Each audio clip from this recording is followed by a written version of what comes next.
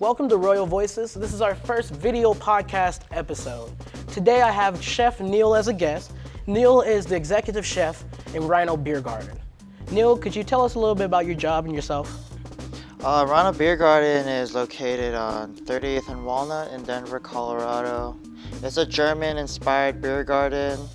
We have cheeseburgers, wings. We got if you're a vegetarian, we got veggie patties. We got spaghetti squash, vegan bowls. It's basically like if you're out drinking with your friends or you want to watch sports and have a drink, you want to eat something, that's the kind of food you want. That's the kind of place you want to go to. Yeah. Okay, so we love the place. I've been there before. It's a great restaurant. But we're here about you. Okay. Chef Neil here is a phenomenal chef. I sit and I pick his brain about all types of things as far as his style of cooking, as well as his preference on cooking. He has a beautiful philosophy on knives, as well as he just has a passion for the same types of food that I like. So one thing I want to start off with, Chef, could you tell us a little bit about your background in cooking? Yeah, well, I never really started cooking till actually cooking till 3.5 years ago when I finally got out. That's a brief time. Yeah, I finally got out of the dish pit at my old job. And before that, I always watched my mom cook. She never let me touch the knives. She never let me touch Much the like food. myself. Yeah, she's like, if you want to learn, you watch. You have to watch before you actually touch what you want to make. So I always made her. She always made me watch her make eggs, make soups, make breads. She made anything you could think of. If it had to do with comfort food, Filipino mama comfort food, like eggplants, scrambled eggs in the morning. We don't have pancakes or bacon and That's toast. a homeland thing. Yeah, we have scrambled eggs, rice, Spam, corned beef for breakfast. Okay. That kind of food. So this is the comfort food, the stuff that brings you back home. Tell me, what bit of that still sticks with you? How much of that do you still make? The eggs. The eggs. I love eggs. Okay. Now tell me a little bit, what's your style of eggs now? Have you taken mom's recipe and upped it a little bit? Are you sticking straight? Are you a purist? What's going on? My favorite thing she does with eggs is onions, tomatoes, and a little splash of vinegar. It gives it that little vinegary, pickly taste. Okay. And she scrambles the egg with that. Now, tomatoes. What type of tomato? Just regular Roma tomatoes. Okay. Yeah. So tell me, if you have these recipes, and here you are, executive chef, how many of these recipes have you taken and reformed to your own? Because you have the skills to. So tell me, if you haven't already, what's some meals you've taken and made modern, other than the eggs? I have, actually, when it comes down to Filipino food, I don't really know much about how to make it because I appreciate it more when someone else who's from the Philippines or grew up where I'm from and actually makes it for me. Because if I knew how to make it, then I'll just be making it every day. I do not want to get tired of Filipino food. Oh, I totally feel that. I feel the so same way about Creole food. My lady knows how to make Filipino food. My friends know how to make Filipino food. So that's good Every enough. time they say I have Filipino food, I'm going to go to their house. Okay. Eat with them. So you're in charge with the menu management at your job, right? So tell me, what's some things you've added or some things you've thought about adding to your menu that really kind of get you going when you think about them? So just a few months ago, we started our new brunch menu. Ooh. The sous chef and I made the biscuits and gravy, the breakfast tacos. We also did we had to actually, other than the brunch menu, there's a lot of things we had to fix on the menu, like say our cheese. Instead of, we had to make it differently, so now people are actually getting cheese. Our spinach artichoke dip is fire now. Yeah. At night, during the day, people don't want spinach artichoke dip because no one's drinking that much during the day. Yeah, At nighttime, spinach artichoke dip, it's gone. You get 3 beers in me, spinach artichoke dip, and some calamari. I'm a happy boy. That's just how it works. So I could totally understand adding that to the menu. That's a go-to that you have to add to the menu. Let's keep on talking about the history of you cooking. What was one of the first things you cooked by yourself when you came out and you got into your own kitchen. And I mean, not your first mistakes. Yeah. I mean, the first that you actually got down and it was a solid meal. You're like, hey, everyone else needs to try this, because we all have those beginnings to cooking where we're like, this is where it's at. What was that meal for you? I don't remember exactly my first meal that I actually made for myself, but I remember one of the first ones were those scrambled eggs that my mom usually make me for breakfast. The onions, tomatoes, splash of vinegar, scrambled eggs, cook up some rice, and that's my breakfast. Scrambled I eggs, used to do tomato that over like when I rice. first moved out of the islands and moved to Arizona. I ate that for breakfast, lunch, and dinner. Oh, that sounds delicious. Yeah. I had a Hawaiian roommate, and he as well, every breakfast was spam and eggs and rice. Oh yeah. Oh, and you know, I ain't get tired of it. I still haven't got tired of it. At this point, I feel like the more I talk about it, the more hungry I get towards it. Yeah. So tell me, towards you at Rhino Beer Garden, you've only been cooking like professionally 3 years. Yeah. With the amount of skill I see in you, it's really impressive. So could you speak to me a little bit about just what your 3-year journey has been like, just briefly? Oh, it's been pretty harsh. I've been through chefs who showed me tough love, and they always, like, every time they move on to a different place, they always tell me, I showed you tough love because I have so much potential in you. You learn fast, you never argue back. You just always are willing to learn. So every time a chef told me something, I'm not just gonna be like one ear out the other. I'm gonna take that personally. And we're going to go ahead and have to wrap it up, but we're going to go ahead to a commercial. We'll be right back. Thank you, guys.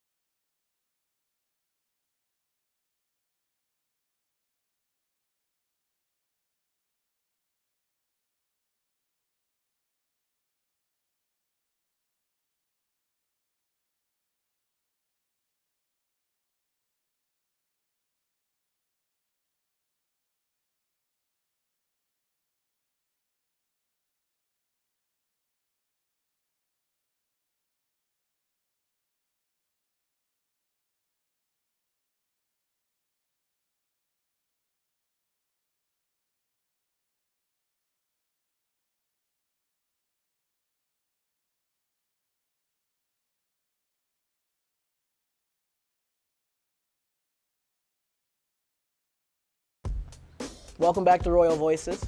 Chef Neil, how are you? I'm doing really good. Oh, you're gonna love this part. We're gonna talk about Chef Neil's favorite foods to both make and consume. So let's start off, Neil. What's one of your favorite foods to just make? We're talking, it's 9 o'clock, you just got off, it's been a long shift, and the chef has to come home and make himself something to eat. What do you eat? I really love poke. Oh, poke bowls. Poke. You know what poke is? I know what poke is. It's like a crossover of. Think of it like a sushi bowl almost. It's kind of like ceviche and sushi put together, but the difference between that is it's rice and marinated raw fish. Oh, and it's good. Yeah. So fresh kind of taste to it. Yeah, so what's very popular about poke, or the very popular kind of fish to use in poke back in the island is yellowfin tuna. Yeah, we call it ahi. Ahi tuna. Yeah, ahi. That's that thick cut tuna, right? Yeah. I've made so many tuna burgers and steaks with that. It's a really good tuna. Yeah. So what were you saying? So what I really like to do with my poke is really big, like 1.5 centimeter dices of the ahi, and then I marinate it in shoyu. You know what shoyu is? And explain to them what shoyu is. I know it's soy sauce. Yeah. Yeah, explain shoyu. Is there a difference? I don't think there's a difference. Back at home, I say shoyu. And everyone over here says Over soy here, sauce. they say soy sauce. Yeah. One time, I asked I went to King Soopers. I was like, "Do you know where shoyu is?" And they're like, "Show me what?" Did you show you? Yeah. It's like soy sauce, and oh, okay, cool. But yeah, I'd marinate it in some soy sauce. Get like brown sugar. I dice up some white onions. Okay. And then put some green onions in there too. Is there a reason you prefer white onions? Because white onions are very strong. And they're raw. And they're raw. Too. Okay. They're strong and like smell. When you're cutting them, they'll start stinging your eyes. Ooh, I know. Yeah. I know. My eyes almost fall out of my head while I'm cutting onions. Yeah. So that's what you eat at the end of the day. So tell me, what's one of your favorite meals to make? And we're talking like, yeah, poke may be fun, but it seems like poke is more of a preparation than a cook. Yeah. Right? So tell me, if you had to invite people over, which you've done for me a couple times, that's how he got on the show, was he bribed me with food. If you had to invite someone over and you're making a quick meal for them, show them just kind of your skills, your preference, and your style of cooking, what do you make? Pasta. Pasta. Okay, what type of pasta? I like to make my pasta noodles from scratch. I slap it up, roll it up, cut it by knife, depending what kind of sizes people want. Okay. My preferred size is capellini. That's the really thin stuff, right? Really small, round, like, I don't know, I can't do it with my hands, but yeah, it's really one of the thinnest sizes of pasta. And then I just get some onions, some jalapenos, some garlic, mince them really small, get in a hot pan, let it sweat till they're like kind of translucent. Yeah. Not really caramelized, like really brown. Not that brown toasted part. But I don't right want before. that. I just want to put on low, get it sweating a little, and then I add my heavy cream. Ooh. And then I bring it up to high, let it start bubbling, let it reduce a little, and then add some mozzarella. I love mozzarella in my pasta sauce, and then In the sauce. yeah, in the sauce. So you break it down almost like a cream? Yeah. Oh, that's actually really So smart. I get that going, and then once I'm done with the pasta, I put the pasta sauce over that, serve it to my friends. Hey, and your friends have been fed well before. I can Oh, yeah. vouch for that one. It like max, because of my experience and how fast I can make it, like making the pasta from scratch and the sauce from scratch, it probably only take like 15 to 20 minutes. That sounds delicious. I'm gonna go ahead and stop you right there. We're gonna go to a commercial break. Thank you guys.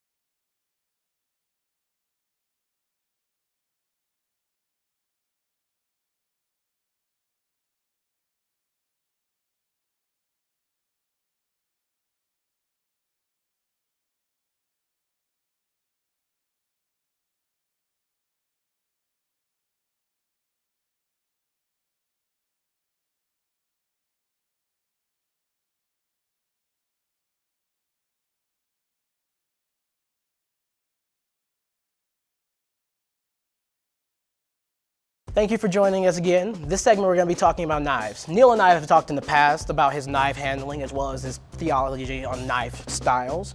Today, Neil brought some knives into the studio, and we're going to look over his different styles of knives as well as his philosophy. Neil, could you show us some knives? Absolutely. All right, right here, I call these my babies.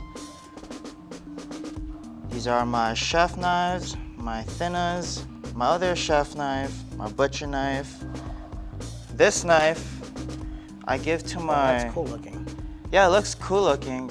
Every time my employees mess with my knives and it goes really bad, I give them this and tell them, here, use this, it's good for you, but it really is not a good knife. It just looks cool. What will you use it for? For anything. Cut Okay. tomatoes, you could fillet fish with that. This, it has a broken handle, you see it has a tape on it, but this will butcher a pig, a rabbit, cut a chicken's head off.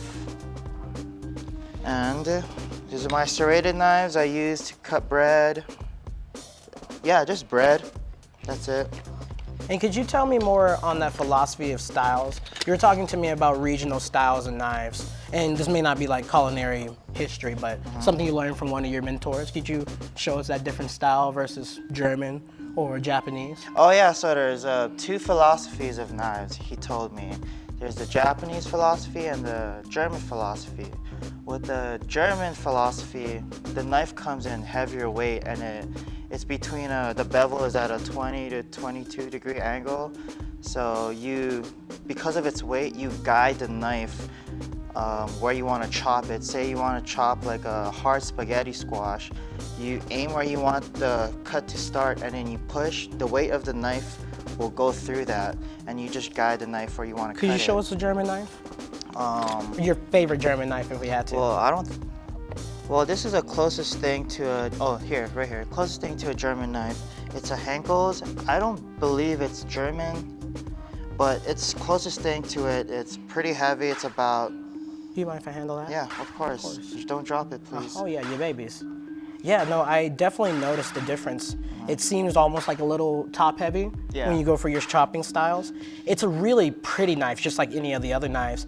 I personally think it might be my favorite style.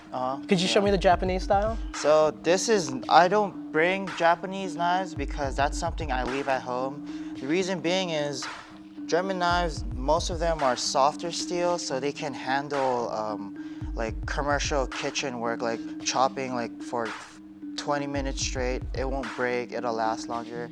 But with Japanese knives, it's harder steel.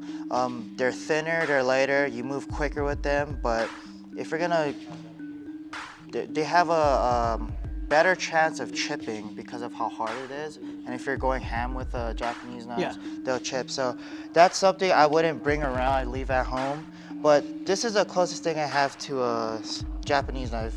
It's lighter. You feel how light it is? Oh, it feels much lighter. Oh yeah. Yeah, I had it sharpened. I made the bevel a little bit more thinner. It's at between a 12, I think it's a 12 degree angle he made it. And so you're sharpening for actual degreed angles. Yeah. Wow, I figured get it sharp, but there's more to it. Yeah, it's not just getting it sharp. So like, I use these for vegetables because it's thinner. You get a more thinner slice. Like if I were to julienne onions or just onions, julienne onions, mushrooms, or really small diced them. These are really perfect for like vegetables. So I see that you have your different styles. Do you have a favorite thing to dice? Because I know when I get to the kitchen, if me and my girlfriend are cooking, one of my favorite things of all time is to be the guy to chop the peppers, be the guy to chop the onions, and all those other like different smaller things, because I just like to practice my knife skills. Do you have a favorite thing to chop, fillet? Do you have types of meat cuts you love to chop off, or what's your favorite thing to get into the kitchen and consistently chop up? I like working with vegetables. Okay. Because I'll fly through them.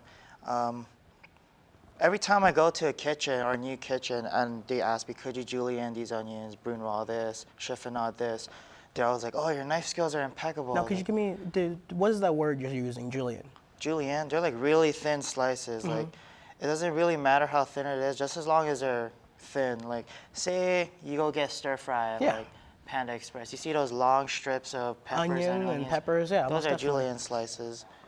Okay. So, veggies, you love to chop up your veggies. So, explain to me, in the matter of your cooking industry, these are all your cooking knives on this side. Yeah. What would you not use in the kitchen? Why? I would not ever use, where'd it go? I would not that's a use funny looking this knife right here. And we're gonna go ahead and send it to a commercial, and we'll be right back with the next segment.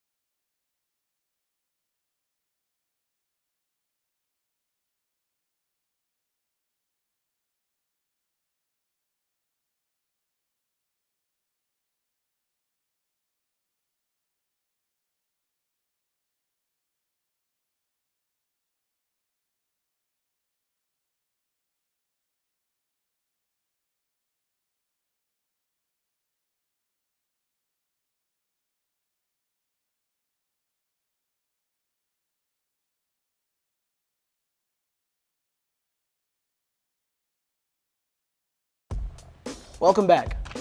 Today we're gonna end our segment with a little mini game. Over on Neil's side, we have some ingredients. Over on my side, we have some cultures. Up here is Neil's ingredients box. And what we're gonna do is have Neil pick some ingredients, pick a culture, and I'd like you to make a meal. We're just kind of gonna pick your brain to understand how you think about food and ingredients. So tell me, Neil, we have some avocado, green peppers, quinoa, my favorite, corn, Spam, green onions, ghost peppers, and corned beef. Tell me, Cajun, Mexican, Filipino, and Italian, what meal would you make? I would definitely go for the Filipino meal. Okay. And these ingredients given to me, it just reminds me as growing up in a Filipino home. Okay. There's always leftovers, and all we had to do with the leftovers is add an egg, add it with rice, and that's our meal for the day. That sounds that's good. a different meal. So looking at this, I see we got avocados, we got Spam, my favorite thing in the world. We got corned beef, green onions, and corn and quinoa. So what we'll do is we'll get this quinoa boiling, Okay. get it till it's cracked open, get it cooked all the way, saute the corn. Now, quick question. For your quinoa, are you using water or are you using broth? I'm using water Okay. with okay. a little bit of salt. A little bit of salt. A little bit of salt. So this is how it's gonna look like. You see this bowl right here? All right. There's gonna be a bowl, deep bowl, Okay. and then quinoa's down here. That's your quinoa. That's my quinoa. Okay.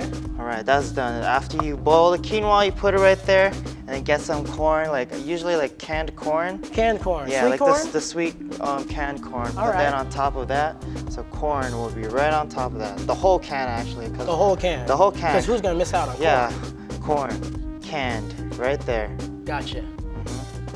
Now let's open up this can of Spam. What are you gonna do with the Spam? Are you planning to dice it up? Are you planning to No, maybe no, no. grill it? No, no, no. So Okay. what I do is like, there's a whole can of Spam, right? Growing up in Hawaii, we will eat the whole can ourselves. So One serving. Yeah, one serving. We'll give it like a little half a centimeter slices, so that'll equal to like 8 or 10 pieces of Spam. So Got some Spam in there too. Spam on top of that.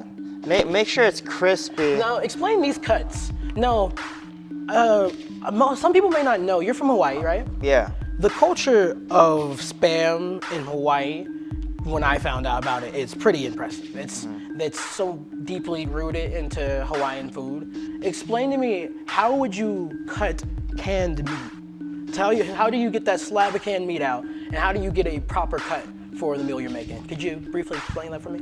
Yeah, it's super easy. Open the can, dump it out, and it was like a little brick of Spam. Yeah. And you turn it to the side where it you want to face the top, where if you open the can, there's a Spam facing up. You want to turn that to the side, and then that's where you get the cut started. So it'll be like pieces like this. Okay. You want to get those pieces out. Kind of like for a little musubi, huh? Yeah, musubi. Yeah. Musubis, you find them in every gas station in Hawaii. Okay. Yeah. So keep on telling me. You got your Yeah. Spam in there. I What's got my next? Spam. So every time I cook my Spam, I make sure there's brown sugar and soy Ooh. sauce. Mix it. Get it marinated for at least an hour or 30 minutes. Marinating canned meat. Yeah. That's impressive.